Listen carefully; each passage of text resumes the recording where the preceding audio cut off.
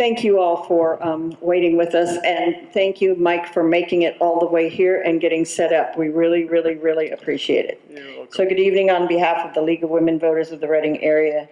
I'd like to welcome you here to the Candidates Forum for the Anderson City Council, and thank you for joining us. My name is Susan Morris Wilson, and I'll be your moderator.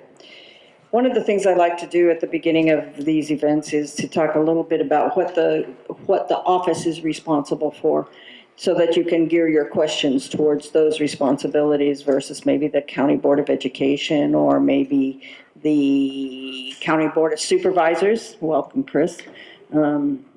So we see the responsibilities of those city councils as participating in the activities of the city, reviewing and approving the annual budget, establishing long and short-term objectives and priorities, overseeing performance of the local public employees, overseeing effectiveness of programs, establishing tax rates, entering into legal contracts, borrowing funds, passing ordinances and resolutions. And of course, you all know that there are probably a lot more things that you get to do, but these are the ones that make the list of the League of Cities. So tonight we have 4 candidates. There are 3 seats open. I'm going to introduce them in order. We have Darren Hale, next Susie Baugh, then Bonnie Simmons. Sorry, Bonnie, I tripped over them. I have them in the wrong order, and finally Stan Newts. The election, as you all know, is on 11/5/2024. There are some dates to remember. To receive a mail-in ballot, voter registration must be completed by 10/21/2024. Conditional or same-day registration can be completed between 10/21/24 and Election Day, which is 11/5. You can register to vote at registertovote.ca.gov. Ballots will be mailed from the registrar's office about the 7th of October. And I am assured by the local police post office that they will be getting the ballots out on a timely basis. You know, there's been some talk about it nationally, but they're very sure that they'll get them out on time.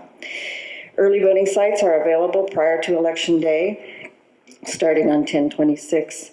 And you need to confirm the sites and dates and times about those early voting sites with the election office. Drop boxes open on 10/8. You can track your ballot. It's fun to track your ballot using ballot tracks, TRAX. Vote by mail ballots must be postmarked on or before the 5th of November. And then the office will accept mail that is postmarked on the 5th, by the 5th, on or before the 5th of November until the 12th of November. So that gives postal office time to get stuff in, you know, depending where people come from. Some people come even from overseas or wherever. So it will give it a little wiggle room. The election is certified locally, and I want you to know that all the ballots aren't counted on the first day, or the second day, or the third day. But the election is certified locally on by December 13th, and then sent on up to the Secretary of State, who's right behind that. So it's not a quick process at all. I want to remind you that the League of Women Voters is a nonpartisan organization. The League encourages informed and active citizen participation in government and influences public policy through education and advocacy. The League does not endorse any candidate for partisan office. Tonight we will be recording our proceedings as follows. And Mike, you want to tell us, are we live streaming tonight? Yeah, we're live streaming through the League of Women Voters of the Reading area Facebook page, and then we'll have a cleaned up version with audio and subtitles and such within 7 days. So we will have a video posted up on our site that's cleaned up, you know, that got everybody's names when they speak and stuff like that. Let me describe our format for this evening. As you came in, you were handed, or could have been handed, should have been handed, 3x5 cards on which to write your questions. If you didn't get a card or need a card, there's a couple people here with cards, and we're happy to hand them to you. It's our process, as you know, for you to write the questions and then us to sort of go through them and make sure that they're in English and readable and appropriate to the job that you're doing. Keep in mind as you write your questions that we really like questions of general concern, and everybody gets to answer the same question. I'm asking the audience not to clap or shout in response to comments made by the candidates. We have limited time and need to move quickly through the questions. I have no idea how many questions there'll be, but I would give us about an hour, and so 7:30, maybe 7:45 will be done. The candidates were determined by the lot, their order of speaking. So Darren will go first, Susie will go second, Bonnie will go third, and Stan will go fourth. And then the next question, Susie will go first, Bonnie, Stan, and then Darren will go last. And we'll just keep rotating until we make it all the way through. Each candidate can make an initial presentation of, what did I tell you, 3 minutes? Yeah. And then we're going to try to keep the questions to 1 minute answers. Sometimes that seems a little short, but believe it or not, people have been making it without too much trouble. And then a 2-minute ending, where you can really wrap up, and things that didn't get said or talked about, make sure that you catch them, and make sure that people hear what's going on. Your timers are right in front of you. Donna Nelson, Patty Jelovich. Patty waves the flags, and Donna holds the stopwatch. So keep your eye on them. Just because it goes ding doesn't mean you have to stop in the middle of your word and not finish. So please feel free to finish your sentence. Not your paragraph-long sentence, but your short sentence, if you would. And so now we'll entertain the audience with some question, with the opening statements first, and then I already have about 10 questions. We never get to answer all the questions. Keep that firmly in mind, those of you who wrote them. So Darren, I'd like you to go first. Don't walk too far because your head gets cut off on the video, just saying. No problem. I'll stay right here. Stay right there. Hello, everyone. Thank you for coming in tonight and listening to what we have to say. Thank you, League of Women's Voters, for putting this on. My name is Darren Hale, and I'm running for Anderson City Council. I hope to earn your vote tonight, if possible. A little background about me. I grew up on a farm about 90 miles east of here in Big Valley. So if you're unfamiliar with Big Valley, it has the towns of Beaver, Aden, Lookout, and New Beaver in there. We grew alfalfa on the farm, 1,000-acre farm, and I learned pretty early on the core values of hard work, morals, and what it really takes to lead, as my father led me. Moving on throughout my life after high school, I kind of traveled a little bit up and down the West Coast and got into the construction industry. And I've been in the construction industry for a good 25 years before my body was just kind of breaking down and the hard work was getting to me. So I actually entered into the public sector as a building inspector and code enforcement officer. Spent a few years there, and then moved on to Reading and currently work there as a public works inspector. A little bit of what I do there is infrastructure inspections, so your waters, your sewers, streets, sidewalks, and I like to bring my knowledge in the construction industry and my background with the professional side of it in the inspection here to this city too, and from the dais, if elected. I'd like to use that knowledge help guide our public works department in the right direction, and really like to focus in on a better infrastructure here. We do have some deteriorating water and sewer that we need some attention, and I want to focus on that and kind of improve our roads too. I also support our law enforcement. They do a fantastic job here. I'm very interested in maintaining that all the way through. And again, this is my wife, Cassie. We have 3 children, and we're really happy to be a part of this community. Been here for 13 years, so thank you. And thank you very much. Susie? I think I'm just going to stay seated. Otherwise, I might travel too much. My name is Susie Baugh.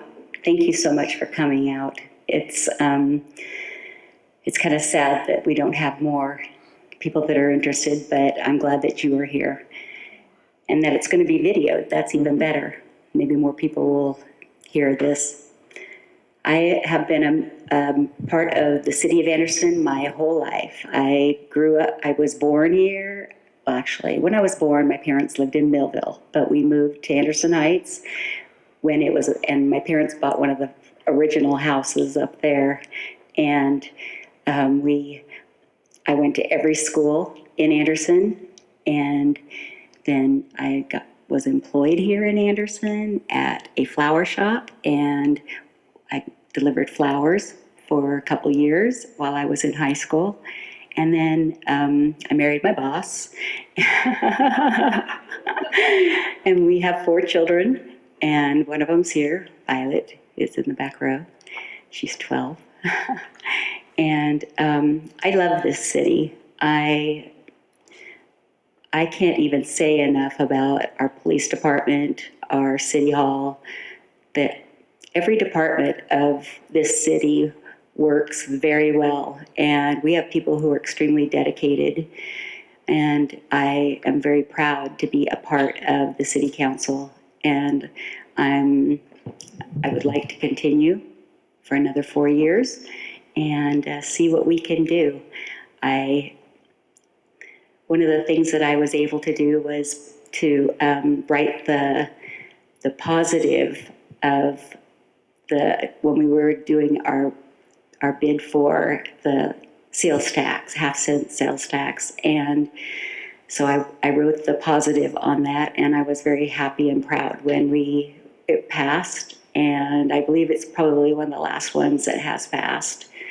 We promised that we would build our police department and our park and our parks, and we have kept those promises.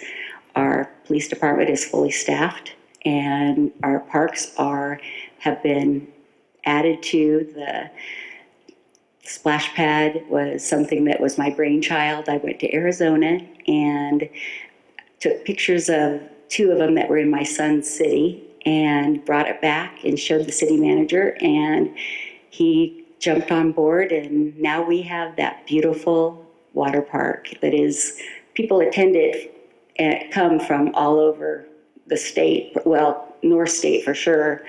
I know people from Red Bluff and everything. So, I'm really proud of what we have been able to accomplish. Thank you. Bonnie?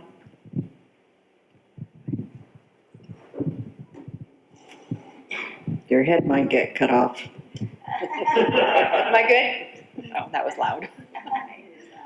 My name is Bonnie Simmons. I am honored to be here tonight. Thank you for taking time out to come hear what we have to say and why we want to serve Anderson as city council members.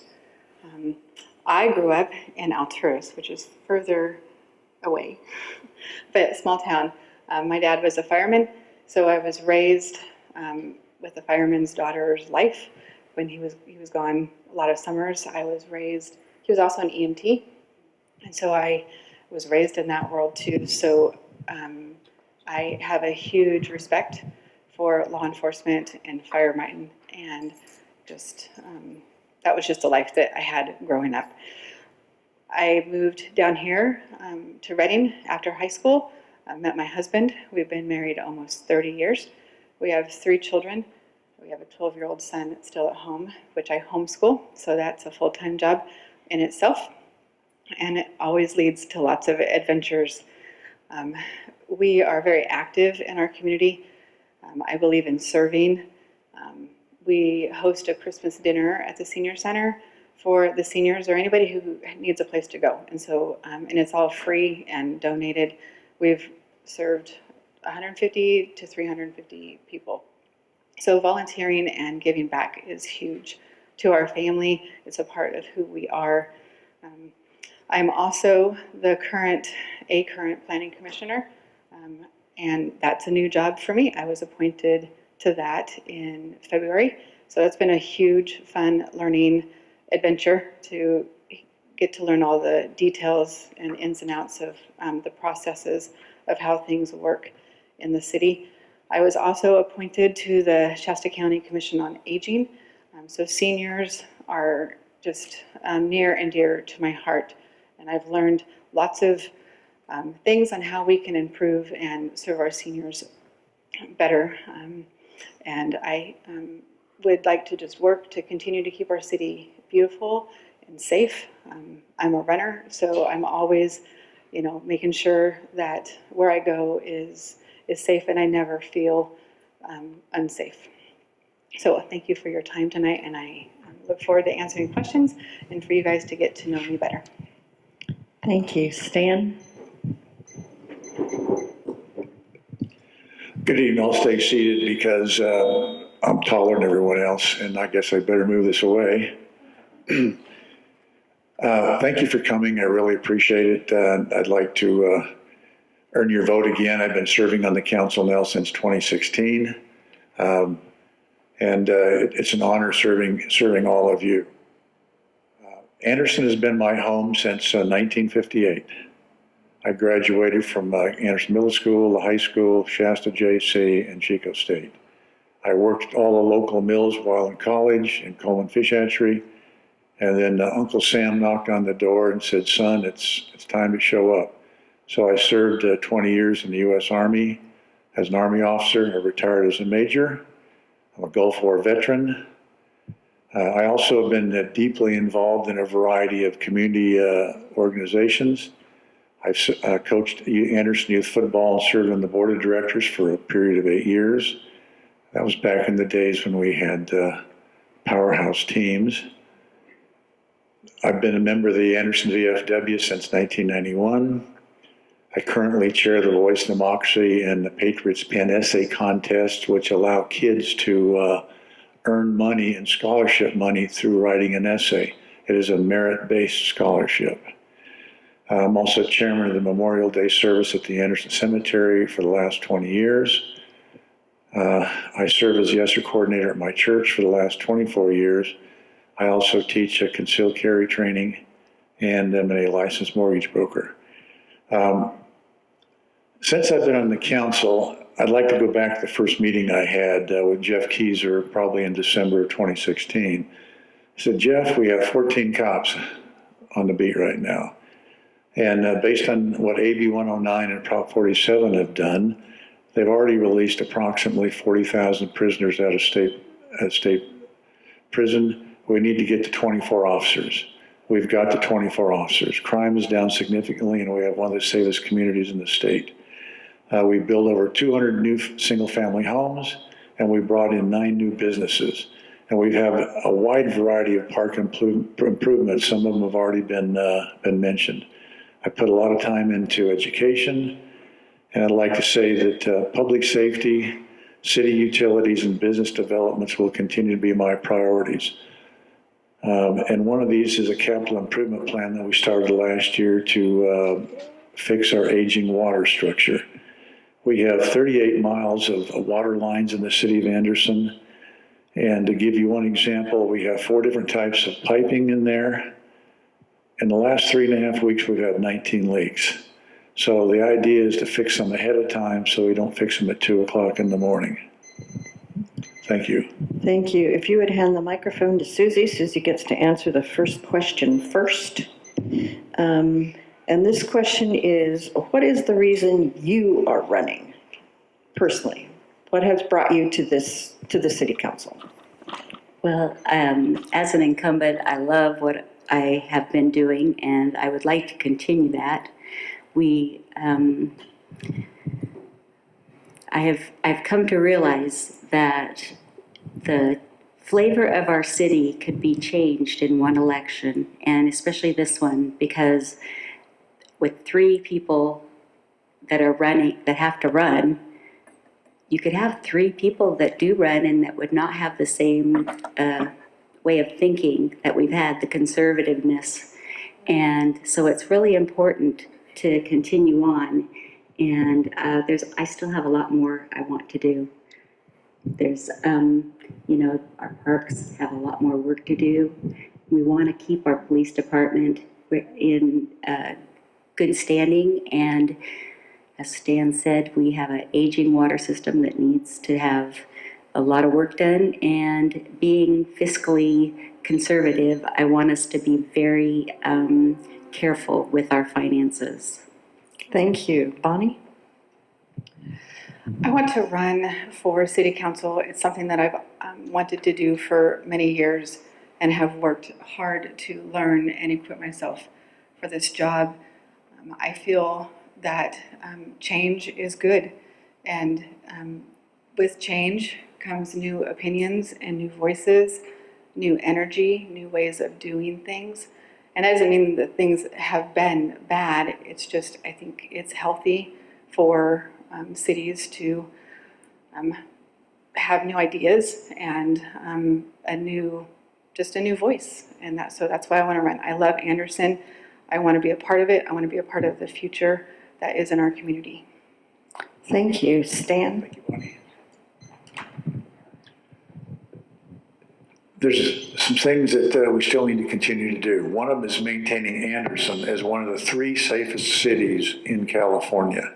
So we want to keep crime out of Anderson. That's one of my key goals, is continuing to do that. And again, we have a brand new city manager. I want to be here to help him through his first couple of years as city manager. And so far, we've been doing pretty well. One of the things I also want to do is bring on a new chief. I've been asked to talk about this, so I will at this point in time briefly. We are in the process of hiring a new chief. Can't really talk much more about that because he's in background right now. I cannot mention a name, because if there's a problem with the background, then at that point in time, it'd be very embarrassing for everybody. But we are in the process of hiring a new chief, and we should be finished with that process sometime in the next 30 or so days. Thank you. Long story short, it really comes down to, I absolutely love Anderson. I love the community that he has grown to become. My wife and I moved here in 2013 and visited it often before that. And I would like to recognize the sitting incumbents to my right here too, because they've done a really wonderful job building up the police department and helping turn the city into a very safe place. On the topic of, again, on the water infrastructure, I think I'm the perfect man for the job because of my background. And when I first got out of the construction industry, I went right into code enforcement and building inspection, and I assisted APD here, and we cleaned up Anderson Creek, we cleaned up the transient encampments, and we started the program of boarding up houses, of drug houses in our community. And we really cleaned up, in a matter of 6 months, probably a good dozen, maybe a little less than a dozen drug houses in our community. Really turned it around. Okay, pass that microphone down to Bonnie, and she gets to go first on this question. How will you work with community members and other council members to maintain mutual respect while disagreeing? Oh, that's a big one. So I have been walking around and getting to know the community members, and that seems to be kind of an issue that needs to be addressed. And I think that starts from leadership, and it starts from City Hall. And City Council, we've got 5 people, 5 different opinions, 5 different ways of doing things. But if we prefer one another and prefer the job and put the citizens first, then we become second. And so it's just a matter of just being kind to one another. And it takes work. You're not going to always agree. And you might have to get up and, walk away and take a deep breath. But the city sees leadership. And if leadership does not set, a good example, then that filters down. So that's a huge thing for me, just being kind. And Thank you. Stan? Thanks, Bonnie. Well, I'd like to emphasize that. I think grace and civility, treating everyone with respect and dignity is key. That's how you tend to get along with everyone. And again, displaying leadership, going out, finding out what the problems are, and trying to figure out the needs of the citizens. And again, basically, we talked about in the beginning some of the things, but I'd like to give you the big six. Here are the big six things that we have to do. 1, public safety. 2, streets and roads. Water, sewer, parks, and economic development. And of course, part of that, in order to do that, we have to maintain a budget. So as we do all those things, we interact with our population. And those are the areas that we typically are responsible for. Taking care of those things, we're doing our job, and then treating people with respect and dignity, I think are very, very important. Leadership is always important. There you go, Darren. Yes. With the community, I was watching the community the past 4 years in the division I've seen all throughout Shasta County. I really dislike it. It's not becoming of the best of who we are. And for me to treat it the best way I can treat it is just total kindness. And you hit the nail on the head, Bonnie. If you just approach any situation with kindness, you're gonna get your message across so much better. I don't have any problems with reaching across the aisle with someone that has different opinions or views than I do, as long as we can do it civilly and respectfully. I think that's the way to go. If it does get to the point where it's getting too out of hand, I just don't entertain it. I just step back, and I'm not wanting to put any more fuel to that fire in this community. We need to unite. That's where I stand. Thank you. Susie? Well, I agree. Kindness is key. We need to be kind to each other, kind to our constituents. When people come to me and with an issue or a problem, I try my hardest to help them handle it in the best way possible. And sometimes it can be pretty hard because there's different personalities. But when we can do that, it turns into a very good thing. And I don't think you see too much fighting on our board as some of the other city councils are. But we try to. I think our biggest thing is we want to get the job done, and we need to get the job done. That's the most important thing. Thank you. Could you hand the microphone down to Stan, and he'll answer the next question first? And it's almost as though he read my question before he answered the last one. So here you go, Stan. What are your top 3 capital improvement projects for Anderson? Why, and how will you fund them? Top 3. Top three. Okay. Well, obviously, aging water lines are one of them. And also, we need a new water tank up in Anderson Heights. And I think we need to improve our sewer infrastructure. Those are really 3 of the main things that we really need to do within the city. We can fund the capital improvement plan on our aging water lines. The other thing will probably require grant funding because they're in the millions of dollars. For example, the water tank in Anderson Heights started out at $3 million, and now we're probably close to $10 million. I've been working on that for a long time, but the price keeps going up. And the same thing for the sewer. What we really want to do down there is try and get solar down there and try and get ultraviolet purification technology, which is a lot cleaner than what we currently have. and a lot more cost effective. But again, that would require a grant and require a great deal of, would require millions of dollars to do it. But those are my top three.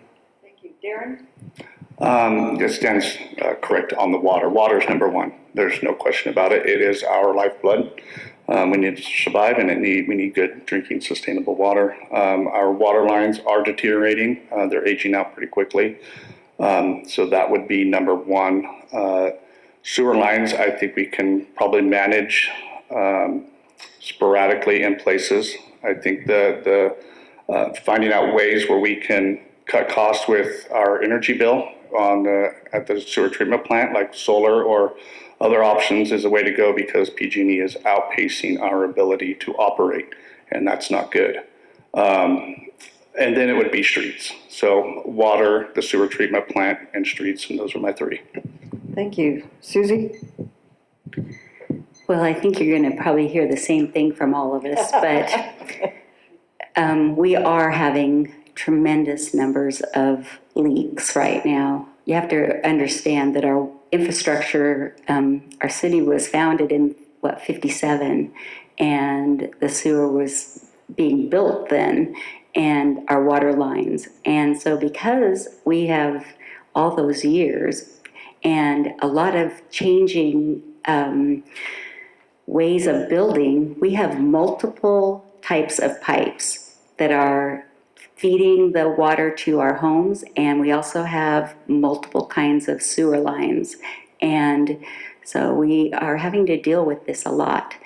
I believe that those two things especially are very important, and the energizing our water treatment plant, especially because we use a lot of power there, and we want that to be stable and able to run, and that so that we can afford it. Thank you. Bonnie? Okay, so I'm going to ditto that. So our infrastructure needs some attention, and I know that they've been working on it already. It's been the topic for a long time now, so that's nothing new. So I would continue that, to look into that. The roads need to be looked at too. Being very active, I view the roads as how can we commute on these and how can we walk on them and, just be active on them. So I would love to just look into how we can make our roads a little bit more bike friendly and commute friendly. I know that that's a big ask to do and requires lots of time and agencies, but I do think that it's worth taking a look at and looking ahead at. And I would also like to take a look at our housing and our small business growth and what is prohibiting that. I think all these things require just to sit down and just a deep dive into what's taking place. Thank you. Darren, I'm going to hand you my microphone. What impact is the unhoused population having on the city, if any? And how are you or will you work to help those people? I think the impact of our homeless community is a little less than it has been in the past. I think probably from 2018 to 2017 to 2020, there was a much higher population of our homeless here in Anderson, and through APD's efforts and my efforts combined, creating an area where you can't just go onto private property and trespass and set up a tent anytime you want. There's resources like the Mission, and there's other resources out there that they can attend to. Some of them just don't want it. And how we mitigate that, that's something I'll be willing to come to the table and talk about. But the problem, there's not much of an unhoused problem here in Anderson currently. I like where we stand currently. But I do have compassion for our homeless, and I do want to see them get some services that they do need, the ones that want it. Thank you. Susie? Well, this is a very big topic. I'm on the at-home committee, and we discuss it constantly. thankfully, we don't have a huge unhoused population here in the city of Anderson. And part of that is because we have instituted some ordinances and we have gone to property owners and they have given rights to the police department to go on their property and not allow the encampments to grow or any of that. We have have an overabundance of low-income housing here in Anderson, and we give them all opportunities to be able to live here. There is a ton of people that are unhoused who don't want to be housed. They feel better out in open air, I guess. But you have to have heart for them. We support ACCA, which is our food bank, and we do care. Thank you. Bonnie? Well, like the other questions, we'll probably have similar. Bonnie, could you put your microphone up just a wee bit? Thank is this you. better? Yes, thank you. Okay. So, no, we don't have a huge unhoused population in our community. And when we do, APD is quick to address the situation and either just they move along. And so I am thankful for that. This is an ongoing problem that is an issue that is not going to be solved in one conversation. It's going to be multiple conversations. It requires compassion. It requires throwing out ideas on how we can help them. Sometimes they don't want to be helped, or they don't have a house because of a situation that they can't control. And so I think that we do a good job of dealing with it, and we can always do better. There's always room for growth and compassion and conversation. Thank you. Stan? Thank you. Again, to emphasize what's been said before, we don't have a major problem here. We jumped on this going all the way back to 2016 with a couple of ordinances, reference no camping and no trespassing, and working with owners. And then we have a very active police department that patrols. And when we find these individuals, we get them to the mission where they can get support, or we get them into county services where they can get support. We really don't have any services here in Anderson to offer them. It's not really within our wheelhouse to do.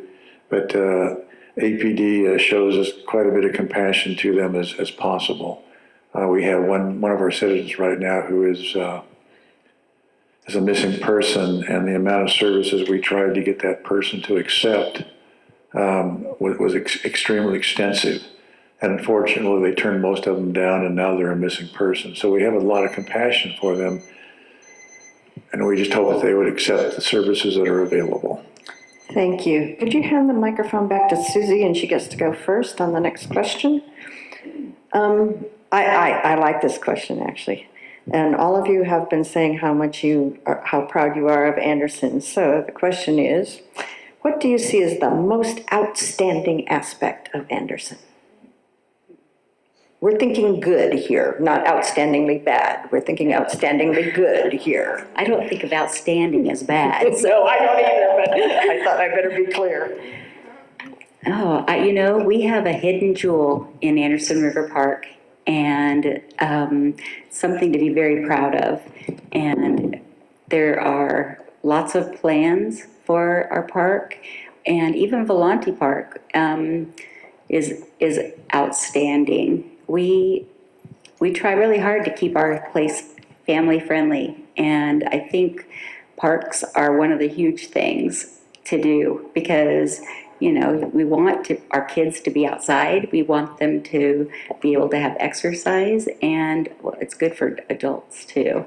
But we have a lot of people who use our parks, and we want them only to get better. Thank you. Bonnie? Gosh, there's lots. But I have to say that our police department is stellar. Everywhere I go outside of the county, we're known for having an outstanding police department. We're also known for not going with the flow on everything. And so I think that we've got a great ability to beat to our own drummer, so to speak. We are not bullied and we're not pushed around. And so Anderson is great for many things, including the park, but I think our police department is top notch. Thank you. Stan? I would have to echo that. That was one of the main priorities I had from the very beginning, and we've attained that. We have one of the best police forces in all of California, one of the top three.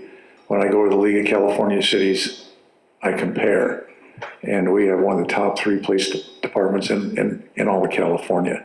And essentially what that does is that brings in business, that brings in developers to build housing, and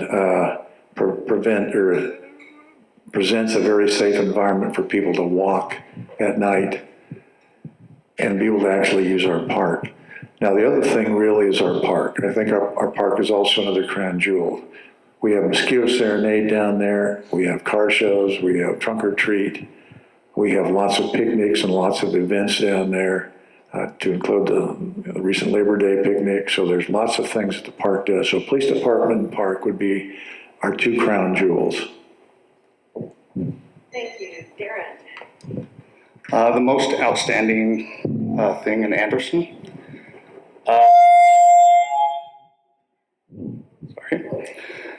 It would have to be, hands down, it's the people. Without question, the most outstanding thing is our community.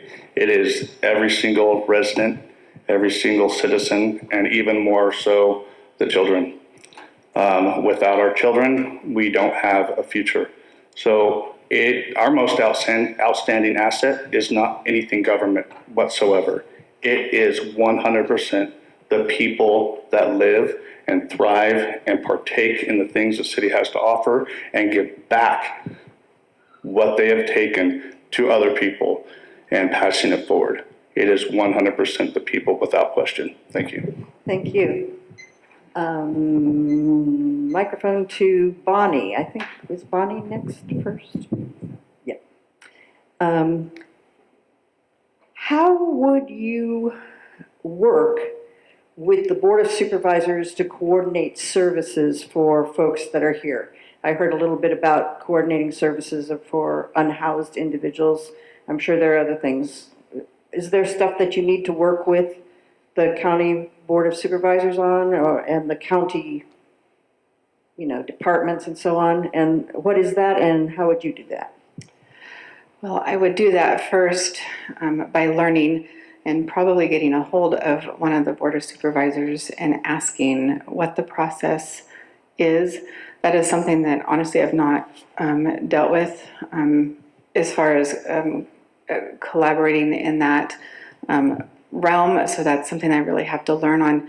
But it's like anything else, is meeting with the supervisors, having sit downs, and lining out what the common goals are. If it's bringing services to Anderson or working with them, that involves many agencies and many people. And it starts with just talking civilly and kindly, and learning for the supervisors to learn how we run as a city, and for the council to learn how the supervisors operate. I think one of the things that is great is we've got multi-city committees, and that creates opportunity to get to know one another and to learn how things operate. Thank you. Stan? Thank you. Obviously, I've been at this a while, so I kind of know the process, but there's a couple of ways to do this. Number one, you go to your city manager. He then calls the CEO of the county. They work it, or I call one of the supervisors. I see two of them here, one former and one current. I got them on speed dial. I got their numbers. I call them up. I had a rather lengthy conversation texting with Chris a couple weekends ago, solving a problem. So that's pretty much the way you do that. It's personal connections, and you do that with grace and civility. And our conversations through the entire weekend was very civil. And we had probably a lot of fun with it. So those are the two main ways to do that.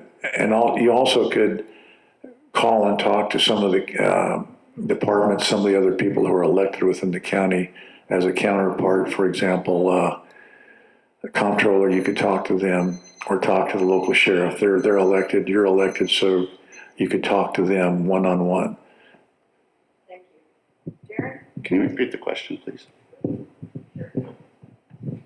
Essentially, the question is, how would you plan to work with the board of supervisors around coordinating services for the individuals that live in Anderson? I don't think that'd be too hard. We can reach out to the supervisors. I don't have a problem reaching out to either like-minded supervisors or across the aisle supervisors, either way. If it's beneficial for the people of Anderson, I will put my best foot forward and do it. Again, I emphasized on the people, and if from a service aspect, that's what we're really here to do ultimately, is we're here to serve our citizens. And so working with the Board of Supervisors and how we can better offer, whether it is, whatever types of goods and services is, whether it be, helping the homeless community or running a program in our city. I think going to our Board of Supervisors and asking for assistance, humbling yourself if you don't know how to do it, and, asking people who do have the experience. I think that's very important too. But then you do it from the mind of service, that you're ultimately doing it for the people that you're representing. Thank you. Susie? So one of the things that when you take office, you start to become parts of other boards, and the supervisors there's usually a representative from the Board of Supervisors there. And I have to say I kind of had a little bit of help, because since I lived with the supervisor. But, there's being on those boards is very educational, and also it makes it so that there's a lot of time for conversation. And our supervisor comes to our meetings, and we have gone to their meetings, and I think we have open dialogue, and which is very helpful. And so we can take anything to them and have an audience, basically, if we need to. And there's, I think the door is always open, so I don't think it's a problem. Thank you. Bonnie, you have the next question first. Stan has the next question first. I'm far away from my notes here. Stan, you have the next question first. What jobs or industries can you bring to Anderson that would benefit the area? That's a very good question. That's something I worked on. Currently, we have an industry called Offsite, where they manufacture commercial buildings, apartment buildings, and some single-family homes. We're in the process of bringing those guys online right now. They've gone horizontal, but we now need to get them the funding so they can go vertical. So that should hopefully bring in about 80 jobs. Additionally, one of the major issues is getting Roseburg to sell their property where their old mills used to be. Okay, they've been very difficult doing that. At one point in time, we had a major player in the wood industry to show up, but Roseburg would not sell. So this is what we're trying to do, is bring industry back in. That is one of my priorities, to try and bring jobs back. Because when the mill shut down in 2001, we lost about 450 jobs. And that's adversely affected our high school. We went from 1,100 kids down to almost 500 kids. So it is a priority. Thank you. Darren? Yeah, and this one's a lot touchier than the other one. Yeah, it is a lot touchier. Yeah, industry is important, but I think even more important is the right kind of industry. I agree with Stan. On-Site is a really great company. I would really like to partner with them to do whatever we can to really get them housed here. They got started, and for reasons beyond any of our control, there's a pause in their build out, but I want to find ways to bring them here. And one of those ways that I want to help them is I actually want to partner with a developer too. Find a developer that's interested. because I really want to bring back the first-time home buyer house again. A lot of us grew up in houses that were 1,000 square feet, 1,200 square feet. They don't make them anymore. We need to bring that back because the housing market is literally climbing out of range for anyone that can ever afford a home. And so I want to partner with On-Site to get with a developer, and maybe we can actually offer a home in Anderson or a subdivision in Anderson that will offer houses around the 1,200 square foot range. Thank you. Susie? We have so many opportunities that are just right there. We have the perfect places for businesses to come in and be on I-5 with a easy on, easy off. And believe me, we have tried. We have been working hard to draw the different businesses in.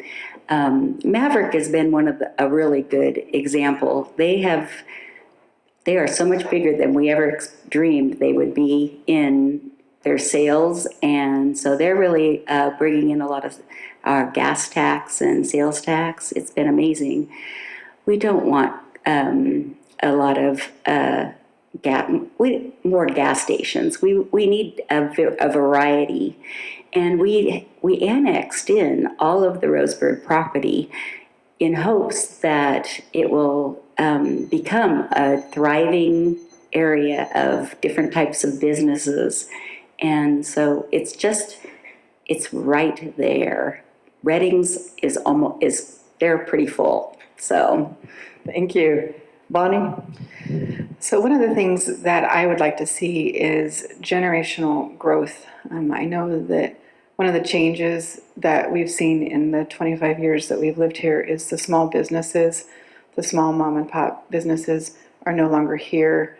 The ones that have been handed down from grandpa to dad to son, and training the young people to take over the business future or in the future. So I would like to champion for that. I know that things can be difficult to get business here, and there's lots of loops to grow or to go through to get businesses. And I agree with Susie, and I've heard it in the community, they don't want more gas stations.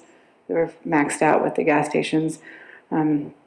So I think it just has to be, we just have to think outside the box because those small businesses are going to be what brings the single family homes and the small families to come and stay here and be affordable. Thank you. I think, Darren, you're first next. So I'm going to hand you the microphone after I read you the difficult question.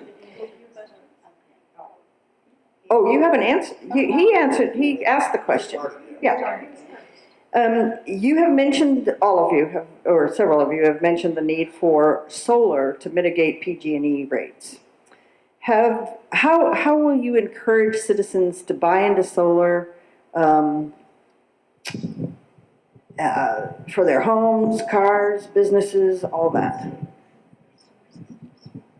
I think that's an individual right. I'm not going to encourage solar. I think people need to live within their means, and if solar is an option for them that they can help mitigate some higher costs and be able to live a more comfortable life, then so be it. Let them get solar. If they want a small windmill or another means of energy, but by all means, I think that's an individual right. I don't have any plans to try to encourage people to go solar whatsoever. Thank you. Susie. Well, I'm with Darren. I would not ask anyone to get solar or an electric car. I just did that, and I do not have one anymore. So that's a story I could tell. But I think that it is a personal right, and I think we are all able to figure out what is the best way for us to power our homes, what we can afford. And I don't believe that government should do anything to force individuals. I mean, as it is, if you build a new house, you have to put it on there. You don't have a choice. So, it's it's one of those things. I think it should be personal choice. Thank you. Bonnie? Well, solar seems to be a hot topic these days, and people I talk to, you're either for it or they're against it. I know recently PG&E changed their rate tiers, and so it's not as cost effective as it was 6 months ago. I too think it's individual on whether you want it or not.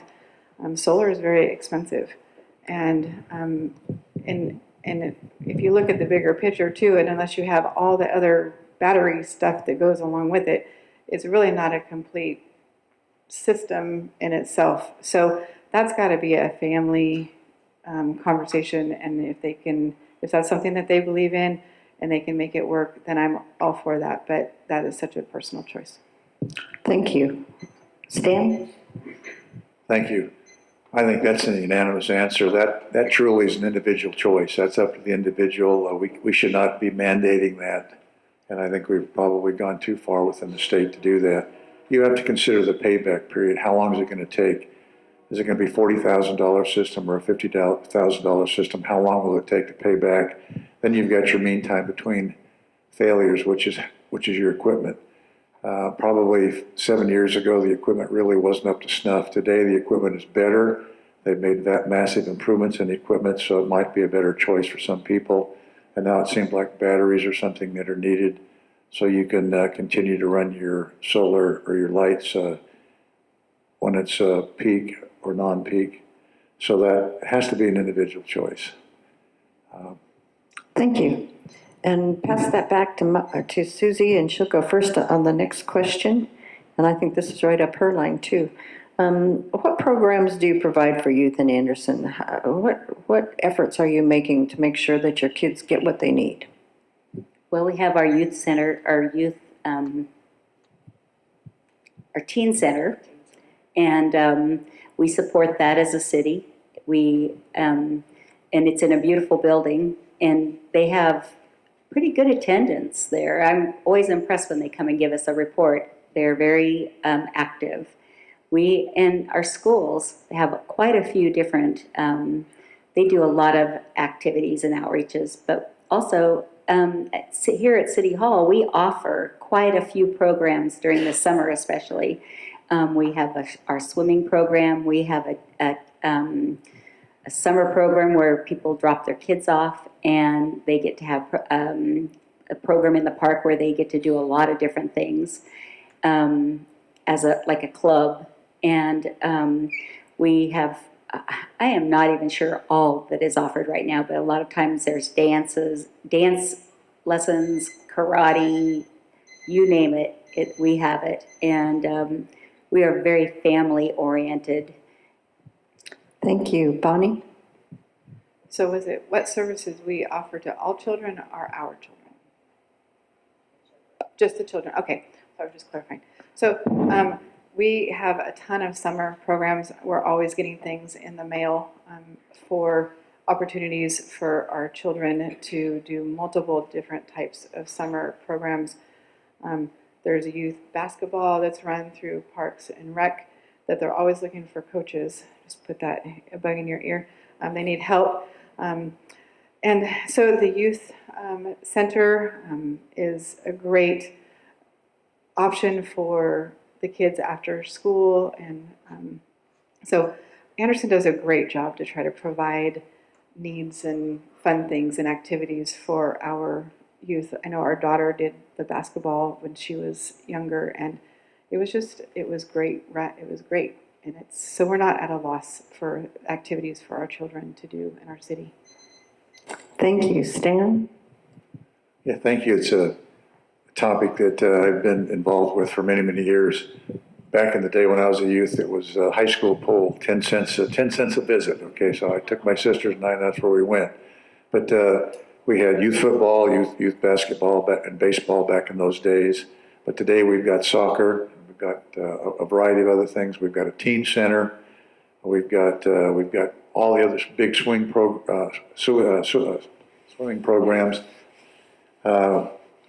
We've got, through the VFW, we've got essay contests and awards that we do. So there's a lot of things that are available for kids to be involved in, far more than they were 65 or so plus years ago. Thank you. Thank you, Darren. And just echo a lot of what they said. We have a teen center. We have a swimming program. What I didn't hear was we also have an ice skating rink in the wintertime for the kids. So that's a really neat opportunity for them. You know, I'll probably miss some of those, but I think the partnership with our schools is really huge, and I see it lacking. So because I currently sit on the Anderson High School District Board of Trustees, we're bringing programs into that school like heavy equipment class, and we're bringing construction trades class, and we're really pouring into our youth there. And I would like to bring that experience and the partnerships that I made there at the high school into the city here at this dais, and have a partnership like we've never had before, where we're collaborating on a daily, if not weekly, basis with our superintendent, and how the city can help our schools better perform, and how the schools can bring their youth into our community and make it thrive even more than it does. Okay, next question. Bonnie, you get to go first. If you have a hero or heroine or a person that you admire greatly, who would that person be and why? Oh, gosh. My hero is my dad. And no one, he's not here tonight, but my dad was a single dad. I was raised by him. I lost my mom when I was 14. And so he just worked hard for me. He was a fireman, so he was gone all summer long fighting fires, and bless his heart, he had to find a place for me to go. So I was in friends' bedrooms. He was an EMT in Alturas, and so he had to take me with me. So I spent many nights sleeping in the nurses' lounge at Modoc Medical Center. He's a vet, and he taught me a love for people, and he taught me how to serve. He taught me compassion. So my dad's my hero. Thank you. Stan? Yeah, thank you. I'd like to also echo that. I could always say I could pick John Wayne as a hero, but again, that's a fictional character. But my dad was a guy that pretty much emulated all of John Wayne's characteristics. Man of honor, integrity, a war veteran, and a guy who liked to say, you tell the truth. You got to seek the truth, find the truth, tell the truth, and act upon the truth. And that's pretty much what he did. So I had a very strong father figure growing up, and he was always involved in our lives and anything and everything that we did do. So pretty much my father was a very good role model all throughout life. And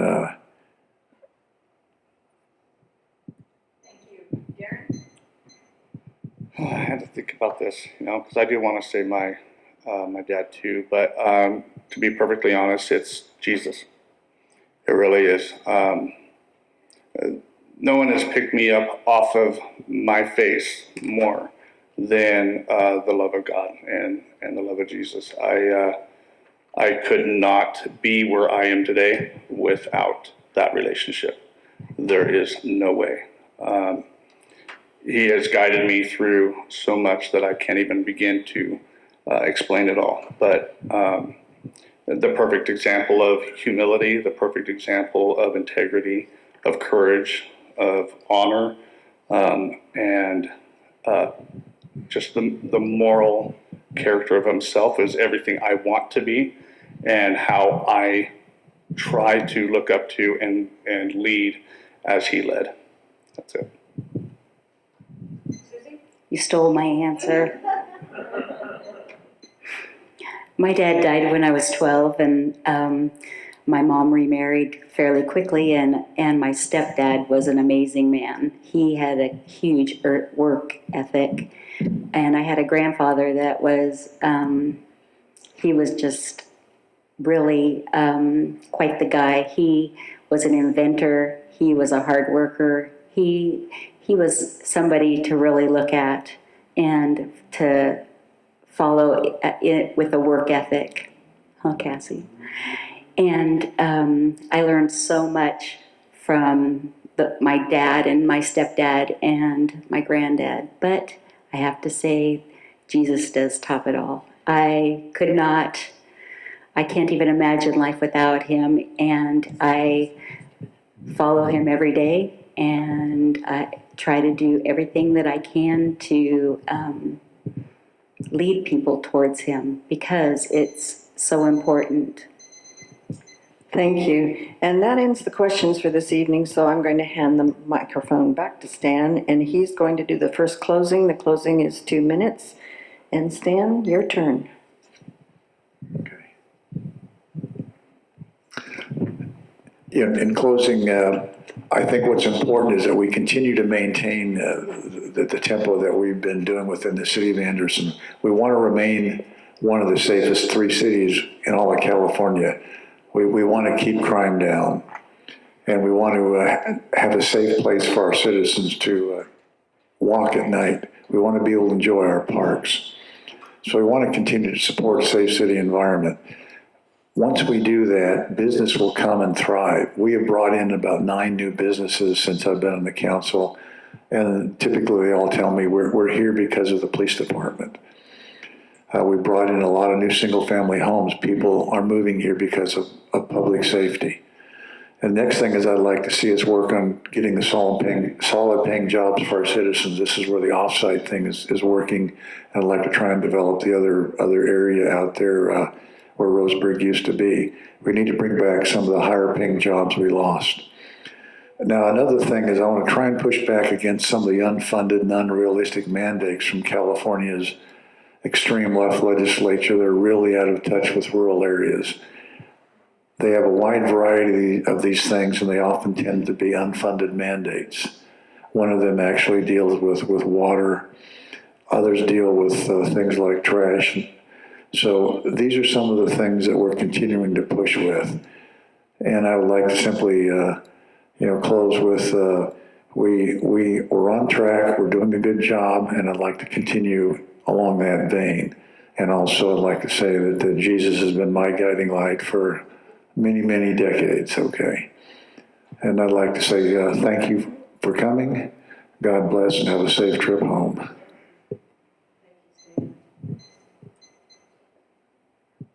This one's gone. Thank you, Stan. Could you pass that back up here? Thank you. I did touch on a few of the things I've already did. Infrastructure. I really want to hone in on infrastructure here. I want to bridge the gap, some broken relationships in the city with some organizations. I think, like I said before, now's the time to unite more than ever. I want to pour into trying to find a way to do the smaller first-time home buyer subdivision where we can get our younger generation in here and they can buy their first starter home and then live here and stay here. And then they can grow from there because we offer amazing things here. Stan hit the nail on the head. The unfunded mandates from the state. The state is coming for everything that we love dearly. They are for instance, on the school board, we are currently suing the state over AB 1955, and it's just not acceptable. They want to try and keep the schools from keeping secrets from their parents, and that's not acceptable. So, and that's the same kind of energy that I want to have on city council is when they start to come for water restrictions again. They're trying to push on Reading 20% water restrictions by the end of this year and 40% by 2040. I can imagine what living without 40% of my daily water looks like. So I want to absolutely fight the state every step of the way. What they're doing is unacceptable. And it does not fit who we are up here in the North State. And I think that being a united front up here is very important to come against the state. And, we need to think out of the box here because the letters and the talking to the state doesn't work anymore. So we need to really get creative and start thinking about suing the state, start really taking actions against what the state's trying to do to us up here in the north. Thank you. Susie?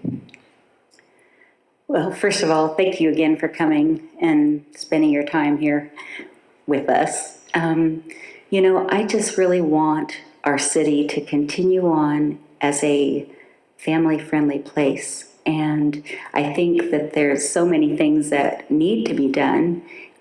We need to be fiscally conservative. We need to be very careful with the money here in this city. And with the unfunded mandates, we're having a hard time controlling that. There's so many things that we are being asked to fund now that we've never been asked to do before. We're not being asked, we're being told. And I think that we do have to push back, and in any way that we can. It would be really good to be able to join together with many cities. Oh, goodness. Which we do, and being part of League of California Cities can be very helpful with that. Susan, your microphone, go hold it behind your back, sorry. Oh. You're causing feedback doing that, sorry. Not you. I thought it was me. Susan. Thank you. So, and I would like to really see, I'd like for us to have a new police department. Our police department is in sad shape, and we have a hard time housing all of our officers safely. There's so many things, and but I know that it'll happen in time, and with our dedication towards these things, we will fix our aging water system. We will keep our city safe as long as we are like-minded. And, I think that we have been very blessed. We have a city manager that is like-minded with us, and we're able to accomplish quite a bit because of that. So thank you again for coming. Thank you. Bonnie? Well, thank you for coming and listening to us and hear what we have to say. I appreciate that, and I believe that it's super important for the residents in the community to know who they're voting for, to put a face with a name, and to be able to ask questions and have questions answered and be accessible. A vote from somebody is super important, and one that should not be taken lightly. And so I value that. I am conservative fiscally. I am conservative across the board. I do believe in limited government, and I'm a firm believer that the Second Amendment is a constitutional right for everyone. And the ability to stand up to the state is going to take patience and hard work and diligence and cooperation and kindness and perseverance. Anderson continues to be a leader as an example to the North State when it comes to going against the flow and staying conservative. Keeping Anderson a small town feel is a priority for me, and I will champion for healthy, responsible growth. I love Anderson, and I want to be a part of City Council. I have been working hard to educate myself and to learn what it means to serve in city government. I've got a lot to learn, but I'm up for the challenge. I'm excited. That's one of the things that people tell me all the time when I see them. They're like, "You're so energetic." I have a lot of energy. I'm anxious, and I want to be a part of something that I love. I believe it's super important to be available and to be creative and to create an atmosphere that we can all work together for a unified city, a unified government. We've got a lot of great residents in this city, and I've gotten to meet a lot of them, and that's been the highlight of this whole process, is getting to know the people. So I think I'm ready for the job, and I think I'm the right person to do the job. I'm a new voice for the city. I think I have a lot to offer, and thank you for your time, and I'd appreciate your vote. Thank you. Let's give these folks a